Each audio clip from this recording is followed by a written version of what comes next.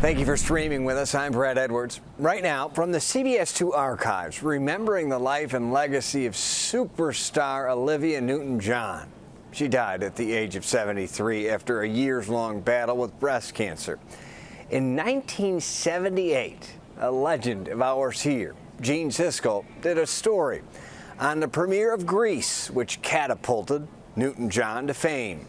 In 78, Mr. Siskel spoke to one of the original writers, a Chicagoan.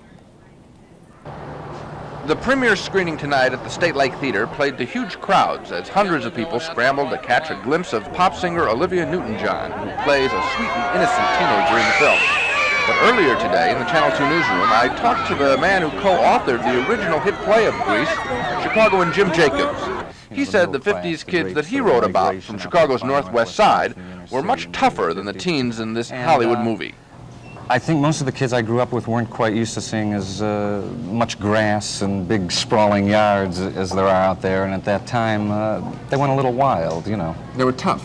Yeah, because they were all children from the inner city, pretty much. They were just gangs? Moved out there. They were in gangs and things like that? Mm-hmm. Let's take a look at what the movie has done to them. We have a scene from Grease. Let's listen to it first. Summer loving had me a blast. Summer loving happened so fast. Well, now, you're looking at the movie. Are these like the kids you knew? There's John Travolta. Olivia? Yeah, well, not quite the way I remember it. I wouldn't think so.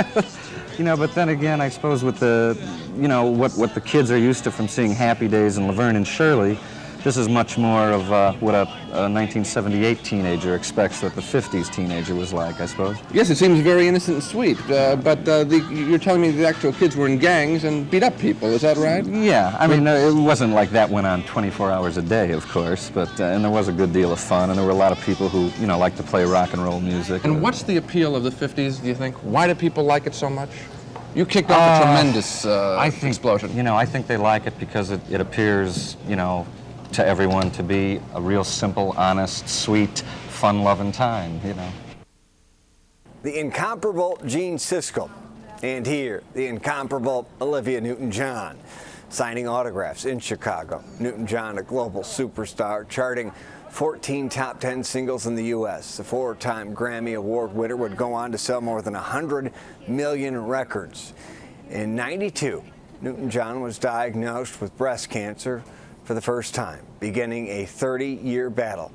She passed away over the weekend. She was 73.